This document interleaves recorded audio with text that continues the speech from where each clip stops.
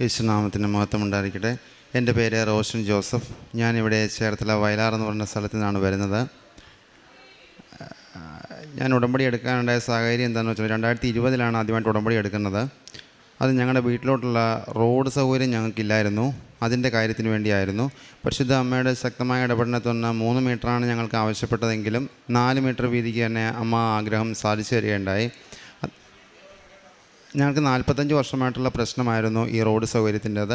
ഞങ്ങളുടെ ഒരു ഉള്ളിലോട്ട് കയറിയുള്ളൊരു വീടും സൗകര്യങ്ങളൊക്കെ ആയിരുന്നു. അങ്ങനെയാണ് ഇതിനെപ്പറ്റി ഉടമ്പടിയെപ്പറ്റി ആലോചിച്ച് ഇവിടെ വരാനിടയായത്. അങ്ങനെ പോയിക്കൊണ്ടിരിക്കുമായിരുന്നു. അങ്ങനെ ഉടമ്പടിയിൽ തന്നെ നിലനിന്ന ചെറിയ രീതിയിലുള്ള കാരുണ്യ പ്രവർത്തികളും കാര്യങ്ങളൊക്കെ ആയിട്ട് ഞാൻ അങ്ങനെ പോയിക്കൊണ്ടിരിക്കുമായിരുന്നു. അതിനുശേഷം നീല ഉടമ്പടി വരെ ഞാൻ എത്തി. അത് കഴിഞ്ഞ് 4 മാസം മുൻപായിട്ട് എനിക്കൊരു ശക്തമായ പനിയെ തുടർന്ന് 2 ദിവസങ്ങളിൽ ജോലിക്ക് പോകാൻ പറ്റാത്തൊരവസ്ഥയുണ്ടായി. ഞാനങ്ങനെ ലീവ് എടുത്ത് വീട്ടിൽ ഇരിക്കേണ്ട ഒരു സാഹചര്യം വന്നു. അപ്പോൾ അങ്ങനെ ഒരു ദിവസം ഞാനങ്ങനെ വീട്ടിലിരുന്ന സമയത്ത് എനിക്കൊരു ഉച്ചയൊക്കെ ആയപ്പോഴത്തേക്ക് ഞാൻ ഇങ്ങനെ സാക്ഷ്യങ്ങളൊക്കെ കേട്ടുകൊണ്ട് അങ്ങനെ ഇരിക്കുമായിരുന്നു. അപ്പോൾ അങ്ങനെ ഇരുന്ന സമയത്ത് പെട്ടെന്ന് ഞാൻ സാക്ഷ്യത്തിൻ്റെ ഇടയ്ക്ക് കുറേ സാക്ഷ്യങ്ങൾ ഓട്ടോമാറ്റിക്കായിട്ട് ഇങ്ങനെ അപ്ലോഡായി വരുവാണ്. എങ്ങനെ വന്നു എന്ന് എനിക്കറിയില്ല. അപ്ലോഡായി വന്നുകൊണ്ടിരിക്കണതിനിടയ്ക്ക് വലിയ വലിയ കാര്യങ്ങളൊക്കെ അതിനകത്ത് പറയുന്നത്. എൻ്റെ ഈ പനി സംഭവങ്ങളൊന്നുമില്ല, ക്യാൻസർ പോലെയുള്ള സംഭവങ്ങൾ, സുഖപ്പെട്ട കാര്യങ്ങളൊക്കെയാണ്. അപ്പോൾ അത് കേട്ടുകൊണ്ടിരിക്കുന്ന സാഹചര്യത്തിൽ ഞാൻ അമ്മയോട് ഇങ്ങനെ കരഞ്ഞു പറഞ്ഞു, എനിക്കൊരു അടയാളം വേണം. കാരണം ഞാനിപ്പോൾ നീല ഉടമ്പടി വരെ എത്തിയില്ലേ, എനിക്കിതൊരു അടയാളം തരണം എന്ന് ഞാനിങ്ങനെ ശക്തമായിട്ട് കരഞ്ഞ് പ്രാർത്ഥിച്ചു. അതൊക്കെ കഴിഞ്ഞ് ഊണൊക്കെ കഴിഞ്ഞ് ഞാനിങ്ങനെ വീട്ടിൽ ഇരുന്ന സമയത്ത് പെട്ടെന്നൊരു സിസ്റ്റർ വീട്ടിലോട്ട് കയറി വരികയാണ്.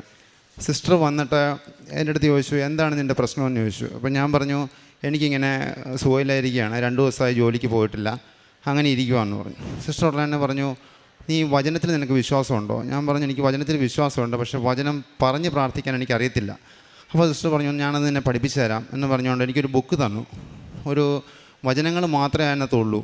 അപ്പോൾ സിസ്റ്റർ പറഞ്ഞു, രക്തസ്രാവക്കാരി സ്ത്രീയുടെ കാര്യമൊക്കെ പറഞ്ഞു. അവളുടെ വിശ്വാസം ഒന്നുകൊണ്ട് മാത്രമാണ് അവൾ രക്ഷപ്പെട്ടത്, അല്ലാതെ വേറൊന്നുമല്ല. അപ്പോൾ നീയും നിൻ്റെ വിശ്വാസം ആ രീതിയിലേക്ക് കൊണ്ടുവരണം. അപ്പോൾ ഞാൻ ഇറങ്ങുകയെന്ന് പറഞ്ഞു. സിസ്റ്റർ പെട്ടെന്ന് ഇറങ്ങിപ്പോയി. അപ്പം ഞാൻ പെട്ടെന്ന് ഓർത്തു, അവിടെ സിസ്റ്ററിന് ആവശ്യം വരാനുള്ള യാതൊരു സാഹചര്യമില്ല. കാരണം ഞങ്ങളുടെ വീട്ടിലോട് ഒരുപാട് ഉള്ളിലോട്ട് കയറിയിട്ടാണ്. അപ്പോൾ അവിടെ ആ സിസ്റ്ററിൻ്റെ പ്രസൻസ് ഉണ്ടാകാനുള്ള യാതൊരു സാധ്യതയില്ല. ഞാനപ്പോൾ പെട്ടെന്ന് ഓർത്തു, അമ്മയുടെ പരമാണിത്, അമ്മയായിരിക്കും എന്ന് കരുതി ഞാനങ്ങനെ ഇരിക്കുവാണ്. ഞാൻ പെട്ടെന്ന് പുറത്തിറങ്ങി ചെന്ന് നോക്കി, ആരെയും കണ്ടില്ല, അങ്ങനെ പോയി. അപ്പോൾ ഞാൻ അന്ന് രാത്രി ഈ സിസ്റ്റർ എൻ്റെ സ്വപ്നത്തിൽ വരുവാണ്. അപ്പോൾ ഞാൻ ആലോചിച്ച് നോക്കിയപ്പോഴത്തേക്ക് ശരിയാണ്, ആത്മീയമായിട്ട് ഞാൻ ഒരുപാട് പുറകിലാണ്. കാരണം ഞായറാഴ്ച പള്ളിയിൽ പോവും, കുമ്പസാരമൊക്കെ ആണെങ്കിലും വർഷത്തിലൊന്ന് ആ രീതിയിലൊക്കെ ആയിരുന്നു. അത് കഴിഞ്ഞപ്പോൾ ഞാൻ ഇങ്ങോട്ട് ശരിയാണല്ലോ, ആത്മീയമായിട്ട് കുറച്ചുകൂടെ മുന്നേറണം എന്നൊക്കെ പറഞ്ഞു. സിസ്റ്റർ രാത്രി വന്നിട്ട് എന്നോട് പറഞ്ഞു, പിന്നെ നീ ഇതിൻ്റെ വിശ്വാസത്തിൻ്റെ കാര്യം തന്നെയാണ് പറഞ്ഞത്. അതിനുശേഷം പറഞ്ഞു, നിന്നിൽ കുറച്ച് ലോകാരൂപിയും ദുഷ്ടാരൂപിയൊക്കെ ഉണ്ട്, ഇതെല്ലാം കൂടെ കൊട്ടിക്കൊടഞ്ഞ് കളഞ്ഞിട്ട് ദൈവാരൂപിയിൽ ഞാൻ നിന്നൊരു പുതിയ മനുഷ്യനാക്കി എടുക്കും എന്നാണ് സിസ്റ്റർ പറഞ്ഞത്. അത് കഴിഞ്ഞ് ആ സ്വപ്നം അങ്ങനെ കടന്നുപോയി. ഞാൻ നർശ്വാസങ്ങൾ ഉപയോഗിച്ചു. അതിൻ്റെ ഫലമായിട്ട് പിറ്റേ ദിവസം പനി കുറഞ്ഞു, ജോലിക്ക് പോയി. അങ്ങനെ ഓഫീസിൽ നിന്ന് ജോലി കൊണ്ടിരിക്കുന്ന സമയത്ത് പെട്ടെന്ന് പനി അങ്ങ് കൊണ്ടു. പനി കൊണ്ട് 108 ഡിഗ്രി പനി എന്തോ ഉണ്ട് ചെന്നപ്പോഴത്തേക്ക് ഹോസ്പിറ്റലിൽ. അവിടെ നിന്ന് ഉടനെ അവർ പറഞ്ഞു, മരുന്ന് തരാം, 2 ദിവസം കഴിഞ്ഞിട്ട് വരിക. അങ്ങനെ പറഞ്ഞു. ഞാൻ മരുന്ന് വാങ്ങിച്ച് പുറത്തിറങ്ങി, സുഹൃത്തുണ്ട് കൂടെ. അപ്പോൾ ഞാൻ നേരെ പുറത്തേക്ക് ഇറങ്ങി. ബൈക്കിൽ കയറിയതും പെട്ടെന്ന് തലയുറ്റിലുണ്ടായി, അവിടെ വീഴുകയാണ്. അവിടെ നിന്ന് ആ ഹോസ്പിറ്റലിൽ തന്നെ പിന്നെയും കൊണ്ടുപോയി. അവർ നോക്കിയിട്ട് പറഞ്ഞു, ബോറും തെളിയുന്നില്ല, എന്തോ ഇൻറ്റേർണൽ പ്രശ്നമുണ്ട്, നമുക്ക് CT ഒന്ന് ചെയ്ത് നോക്കാം. അങ്ങനെ തലയുടെ CT എടുക്കുന്നു. അവർ നോക്കിയിട്ട് പറഞ്ഞു, സ്പോട്ട് പോലെ എന്താ കാണുന്നുണ്ട്, ഇൻറ്റേർണൽ ബ്ലീഡിങ് ആയിരിക്കാം, അത് നമുക്ക് ശരിയാക്കണം, ഇപ്പം തന്നെ സർജറി വേണം, അല്ലെങ്കിൽ സമയം പോകുന്നതോറും പ്രശ്നങ്ങളാണ്, ചിലപ്പോൾ ആളെ കിട്ടത്തില്ല എന്നൊക്കെ പറഞ്ഞു. അപ്പോൾ ചേട്ടൻ അവിടെ വരുന്നു. ചോദിച്ചപ്പോഴത്തേക്ക് ചേട്ടനോട് പറഞ്ഞു, ആളെ കിട്ടാൻ ബുദ്ധിമുട്ടാണ്, സർജറി അടിയന്തരമായിട്ട് ചെയ്തേ പറ്റുള്ളൂ എന്ന് പറഞ്ഞു.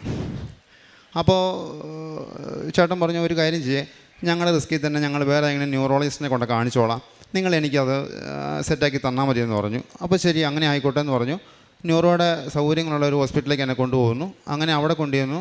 അവർ MRI എടുത്തിട്ട് പറയുകയാണ്, തലവേദന, എനിക്ക് ബോധം തെളിഞ്ഞപ്പോഴത്തേക്കുണ്ട്, ഭയങ്കര തലവേദനയായിരുന്നു, അതാണ് MRI ചെയ്യാൻ കാര്യം. അപ്പം പറഞ്ഞു, ചെറിയൊരു ബൾജിങ് പോലെ എന്താ കാണുന്നുണ്ട് ഞരമ്പിനെ, അതിൻ്റെ പ്രശ്നമായിരിക്കും, ചിലപ്പോൾ ഒരു സർജറി വേണ്ടി വന്നേക്കാം എന്ന് പറയുന്നു. അപ്പോൾ നമുക്ക് ആലോചിക്കാം, ഇപ്പോൾ തൽക്കാലം ഇങ്ങനെ കിടക്കട്ടെ എന്ന് പറഞ്ഞു. അപ്പോൾ പിറ്റേ ദിവസം അനസ്തേഷ്യോളജിസ്റ്റിനെ കൺസൾട്ട് ചെയ്യുന്നു. അദ്ദേഹം പറയുന്നു, നമുക്ക് നാളെ രാവിലെ അനസ്തേഷ്യ തരാം, ചിലപ്പോൾ ഒരു ചെറിയ സർജറി വേണ്ടി വന്നേക്കാം. സർജറി എന്ന് പറഞ്ഞാൽ എനിക്ക് ഭയങ്കര പേടിയാണ്. അപ്പോൾ ഞാൻ പറഞ്ഞു, ഞാൻ അവിടെ എൻ്റെ കാശുരൂപം മാത്രമേ ഉള്ളൂ.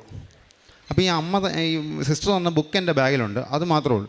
ഞാൻ ഈ കാശുരൂപത്തെ കെട്ടിപ്പിടിച്ച് ഞാൻ പറഞ്ഞു, അമ്മേ, ഒരു കാരണവശാലും സർജറി അനുവദിക്കരുത്, എനിക്കിത് പേടിയാണ്, എന്ത് വേണേൽ ചെയ്തോ, സർജറി നടക്കാൻ പാടില്ല, അത്രേ ഉള്ളൂ. അങ്ങനെ പറഞ്ഞ് അനസ്തേഷ്യോളജിസ്റ്റ് ഉടനെ ഫയൽ സൈൻ ചെയ്ത് മാറ്റി കിട്ടും, നാളെ രാവിലെ 8 മണിക്ക് അനസ്തേഷ്യ തരും, അത് കഴിഞ്ഞിട്ട് നിനക്ക് സർജറി ഉണ്ട്. അപ്പോൾ ഞാനിത് അറിഞ്ഞുകൊണ്ട് ഞാൻ റൂമിലോട്ട് തിരിച്ചു കൊണ്ടുപോയി അവിടെ ചെന്ന് സർജറി നടക്കരുത്, അത്രയുള്ള എൻ്റെ ആവശ്യം അമ്മയോട് ഞാൻ പറഞ്ഞു. അപ്പോൾ റൂമിൽ ചെന്ന് തിരിഞ്ഞ് കിടന്നതും ഞാൻ ഞെട്ടിപ്പോയി. നോക്കിയപ്പോഴത്തേക്ക് ഈ വീട്ടിൽ വന്ന അതേ സിസ്റ്റർ റൂമിൽ വന്ന് നിൽക്കുക. എന്നോട് ചോദിച്ചു, ഇപ്പോൾ എങ്ങനെ ഉണ്ടാന്ന് ചോദിച്ചു. ഞാൻ പറഞ്ഞു എനിക്ക് സർജറി വേണ്ടാന്ന് പറഞ്ഞു, പക്ഷേ ഡെങ്കിപ്പനിയാണ്, അതാണ് കാര്യം. അപ്പോൾ അവർ പറഞ്ഞു, സിസ്റ്റർ തന്നെ പറഞ്ഞു, നീ ഒരു കാരണവശാലും ഡിസ്ചാർജ് സംബന്ധമായിട്ട് ഡോക്ടറോട് സംസാരിക്കരുത്. അപ്പോൾ ഡിസ്ചാർജ് സംബന്ധമായിട്ട് ഡോക്ടറോട് സംസാരിക്കരുത്.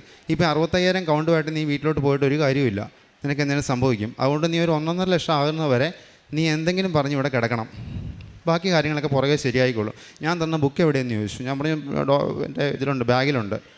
അപ്പോൾ എടുത്തിട്ട് പറഞ്ഞു അത് എടുക്കാൻ പറഞ്ഞു, എടുത്തു. അതിൻ്റെ ലാസ്റ്റ് പേജ് എടുക്കാൻ പറഞ്ഞു, അതും എടുത്തു. അപ്പോഴത്തേക്ക് സിസ്റ്റർ പറഞ്ഞു, അതിനകത്ത് പരിശുദ്ധ ദൈവമാതാവിനുള്ള ജപം, സ്വർഗരാജ്ഞിയോടുള്ള ജപം, വിമല ഹൃദയ പ്രതിഷ്ഠ, ഇത്രയും കാര്യങ്ങൾ പ്രാർത്ഥിച്ച് നീ രാത്രി കിടന്ന് ഉറങ്ങിക്കോ, ബാക്കിയെല്ലാം ശരിയായിക്കോളൂ എന്ന് പറഞ്ഞ് സിസ്റ്റർ പോയി. അപ്പോൾ തിരിഞ്ഞ വഴിക്ക് എൻ്റെ ചേച്ചി അവിടെ നിൽപ്പുണ്ടായിരുന്നു. അപ്പോൾ എല്ലാവരും കാണുന്നുണ്ട്. അപ്പോൾ ചേച്ചി പറഞ്ഞു, ഒരു സുഖവാസനം പത്രം എടുത്തു കൊടുത്തു, സിസ്റ്റർ ഇത് വെച്ചോളാൻ പറഞ്ഞു. അപ്പോൾ സിസ്റ്റർ എന്നെ ചിരിച്ചുകൊണ്ട് പറഞ്ഞു, എനിക്കിത് അവിടെ ഇഷ്ടം പോലെ ഉണ്ട് മോളെ, നീ വെച്ചോളാൻ പറഞ്ഞ് തിരിച്ചു കൊടുത്തിട്ട് സിസ്റ്റർ പോയി. അപ്പോൾ അന്ന് രാത്രി സിസ്റ്റർ എൻ്റെ സ്വപ്നത്തിൽ വരികയാണ്. സ്വപ്നത്തിൽ വന്നിട്ട് പറഞ്ഞു, നിനക്ക് എത്രയാണ് നാളെ കൗണ്ട് വേണ്ടേ? ഞാൻ പറഞ്ഞു 75,000 എങ്കിലും വേണം, അല്ലെങ്കിൽ എന്നെ പറഞ്ഞു വിടും എന്ന് പറഞ്ഞു. അപ്പോൾ സിസ്റ്റർ പറഞ്ഞു, ചെറിയ പാക്കറ്റ് ഉണ്ടെന്ന് നേരെ നീട്ടി. ഞാൻ ചോദിച്ചു, ഇതെന്താണ് സിസ്റ്ററെ? അപ്പോൾ പറഞ്ഞു, ഇത് നിനക്ക് നാളെ കൗണ്ട് കൂടാനുള്ള പ്ലേറ്റ്ലെറ്റ്സ് ആണെന്ന് പറഞ്ഞു. അങ്ങനെ അത് വാങ്ങിച്ചു സിസ്റ്റർ പോയി. പിറ്റേ ദിവസം രാവിലെ സിസ്റ്റർ വന്ന് ബ്ലഡ് ചെക്ക് ചെയ്തു, നോക്കിയപ്പോഴത്തേക്ക് കൗണ്ട് കറക്റ്റ് 75,000. രണ്ടാമത്തെ ദിവസം രാത്രി ആയപ്പോഴത്തേക്ക് ഈ സിസ്റ്റർ വരിക സ്വപ്നത്തിൽ, വന്നിട്ട് പറഞ്ഞു, നാളെ നിനക്ക് എത്രയാണ് കൗണ്ട് വേണ്ടത്? അപ്പോൾ ഞാൻ പറഞ്ഞു 1 ലക്ഷമെങ്കിലും വേണം എന്ന് പറഞ്ഞു. അപ്പോൾ അതുപോലെ തന്നെ വീണ്ടും ഒരു പാക്കറ്റ് തന്നു. അത് വെച്ചിട്ട് പിറ്റേ ദിവസം രാവിലെ ചെക്ക് ചെയ്യുന്നു, അന്ന് നോക്കിയപ്പോൾ കൃത്യം 1 ലക്ഷം. 3-ൻ്റെ അന്നും ഈ സിസ്റ്റർ വരികയാണ്. വന്നിട്ട് ഇതുപോലെ തന്നെ ചോദിക്കുന്നു, എത്രയാണ് കൗണ്ട് വേണ്ടേ? 1.25 വേണം. ശരി, ഇത് വെച്ചോളാൻ പറഞ്ഞു. അത് കഴിഞ്ഞ് പോവുക, വേറെ ഒന്നും സംസാരങ്ങളൊന്നും ഇല്ല കേട്ടോ. പോയി പിറ്റേ ദിവസം രാവിലെ നോക്കുമ്പോഴും കൃത്യം 1.25 ലക്ഷം. അത് കഴിഞ്ഞിട്ട് സിസ്റ്റർ ഇതെല്ലാം മാറിക്കഴിഞ്ഞ് കൗണ്ട് കൂടാൻ തുടങ്ങി. അപ്പോൾ ഡോക്ടർ വിളിച്ചു ശേഷം പറഞ്ഞു, നേരെ നിനക്കിനി സർജറിയുടെ ആവശ്യങ്ങളൊന്നുമില്ല. ഡോക്ടേഴ്സ് ഇപ്പോൾ ഈ ഞാൻ വല്ല കിവി ഫ്രൂട്ടും കാര്യങ്ങളൊന്നും കഴിക്കുന്നില്ല, പിന്നെ ഇതെങ്ങനെയാണ് നിനക്കിത് സംഭവിക്കുന്നത്, ഈ കൗണ്ട് എങ്ങനെ ഓട്ടോമാറ്റിക്കായിട്ട് കൂടുമെന്ന് അവർക്കൊരു സംശയം. അപ്പോൾ ഞാൻ പറഞ്ഞു, ഡോക്ടർ എൻ്റെ അമ്മ ഇവിടെ വന്നിട്ടുണ്ടായിരുന്നു, അങ്ങനെ അമ്മയുടെ പ്രസൻസ് കൊണ്ട് അമ്മ വന്നിട്ടാണ് ശരിയാക്കി തരുന്നതെന്ന് പറഞ്ഞു. അവരത് ചിരിച്ച് തള്ളി നേരെ പോവുകയും ചെയ്തു. അപ്പോൾ പിറ്റേന്ന് 4-ൽ നിന്ന് ഡോക്ടർ വിളിച്ചിട്ട് പറഞ്ഞു, നിനക്കിനി സർജറിയുടെ കാര്യങ്ങളൊന്നുമില്ല, തലവേദനയുണ്ടോ? ഇല്ല. അപ്പോൾ പിന്നെ നീ ഒരു കാര്യം ചെയ്താൽ മതി, ഇപ്പോൾ സർജറിയും കാര്യങ്ങളും ഇപ്പോൾ ഒന്നും വേണ്ട, നമുക്ക് പിന്നീട് എന്തെങ്കിലും വരുവാണെന്നുണ്ടെങ്കിൽ നമുക്ക് ആലോചിക്കാമെന്ന് പറഞ്ഞു. അത് പരിശുദ്ധ അമ്മയുടെ ശക്തമായ ഇടപെടലുകൊണ്ട് മാത്രമാണ് അത് സാധിച്ചതെന്ന് ഞാൻ വിശ്വസിക്കുന്നു. ഇത്രയും വലിയ അനുഗ്രഹം തന്ന പരിശുദ്ധ അമ്മയ്ക്ക് ഈശോയ്ക്കും 1000 നന്ദി പറയുന്നു. ഈ സാക്ഷ്യം ഞാനിത് പറയാനായിട്ട് ഒരുപാട് നീണ്ടുപോയി, ഓരോരോ കാര്യങ്ങളൊന്ന് തടസ്സപ്പെട്ടു പോകുമായിരുന്നു. അതിന് ഞാൻ അമ്മയോട് ക്ഷമ പറയുന്നു. പ്രേക്ഷക പ്രവർത്തനമായിട്ട് ഞാൻ ചെയ്തുകൊണ്ടിരുന്നത് കൃപാസനം പത്രവിതരണമാണ്. പിന്നെ ഏതെങ്കിലും പള്ളികളിലിരിക്കുന്ന പത്രങ്ങൾ ഞാനെടുത്ത് എൻ്റെ സ്വന്തം ഇതിൽ ഞാൻ വിതരണം ചെയ്യും.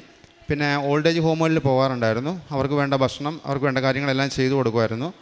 പിന്നെ കുറച്ച് കുടുംബങ്ങളെ എനിക്ക് ആത്മഹത്യയുടെയും തകർച്ചയുടെയും വക്കിലിടുന്ന കുടുംബങ്ങളെ എനിക്ക് ഉടമ്പടി വഴിയായിട്ട് അവരുടെ സാധാരണ ജീവിതത്തിലേക്ക് എത്തിക്കാനായിട്ട് എനിക്ക് സാധിച്ചിട്ടുണ്ട്. ഇതൊക്കെയാണ് ഞാൻ ചെയ്തുകൊണ്ടിരുന്ന കാര്യങ്ങൾ. പ്രാർത്ഥനാ ജീവിതത്തിൽ വന്ന മാറ്റം നല്ല രീതിയിൽ വന്നിട്ടുണ്ട്. കാരണം ഞാൻ ഒരുപാട് പിന്നിലായിരുന്നു ആത്മീയമായിട്ട്. ഇപ്പോൾ എനിക്ക് കഴിയുന്ന ദിവസങ്ങളിലൊക്കെ ഞാൻ കുർബാനയിൽ പങ്കുചേരാറുണ്ട്.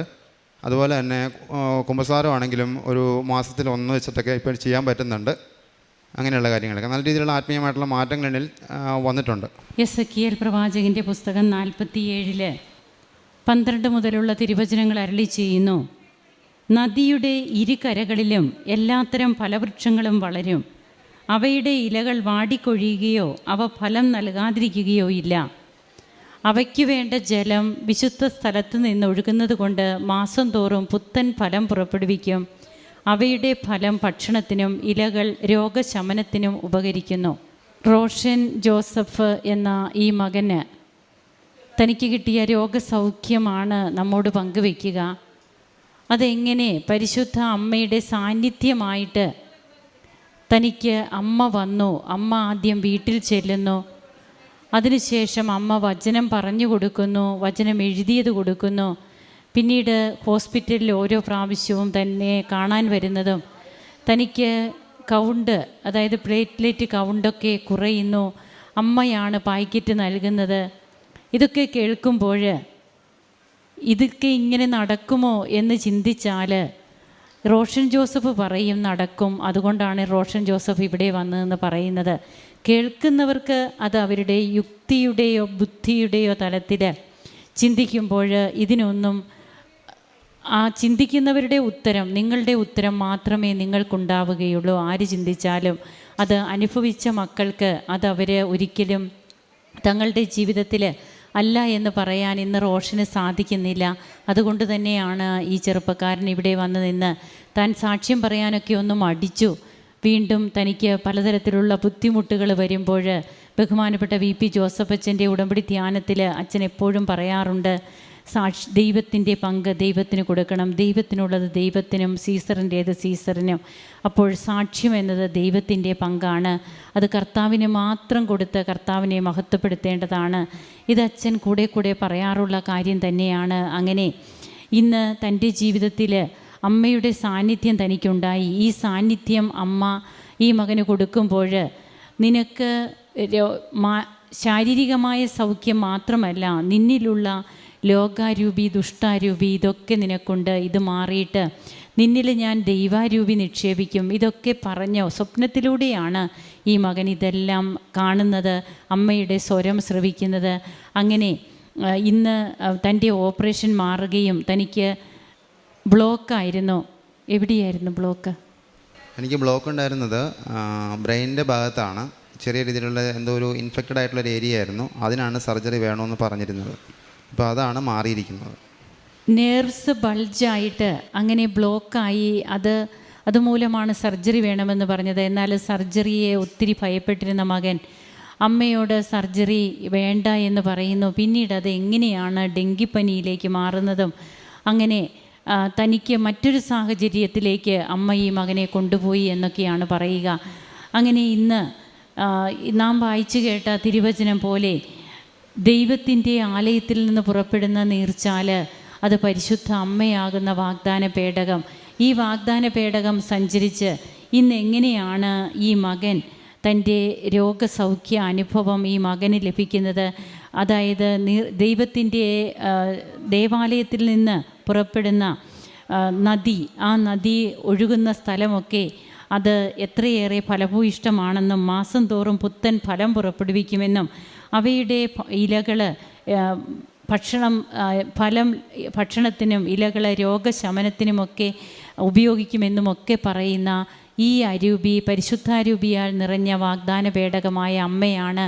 അമ്മയുടെ സാന്നിധ്യം തനിക്ക് നൽകിയ രോഗസൗഖ്യം ഈ മകൻ പങ്കുവയ്ക്കുന്നു. അതോടൊപ്പം തന്നെ 45 വർഷമായിട്ട് തങ്ങൾക്ക് ലഭിക്കാത്ത വഴി, അത് ഉടമ്പടി എടുത്തതിന് ശേഷം തങ്ങൾക്ക് ലഭിക്കുന്നതുമൊക്കെ ഇവിടെ പങ്കുവയ്ക്കുന്നുണ്ട്. അങ്ങനെ ജീവിതത്തിൽ ഒരിക്കലും നടക്കാത്ത കാര്യങ്ങൾ നടക്കും എന്ന് പറയുന്നത് തന്നെയാണ് ഉടമ്പടി. ഉടമ്പടി ഒരു ചൊല്ലുന്ന പ്രാർത്ഥനയല്ല, ചെയ്യുന്ന പദ്ധതിയാണ്.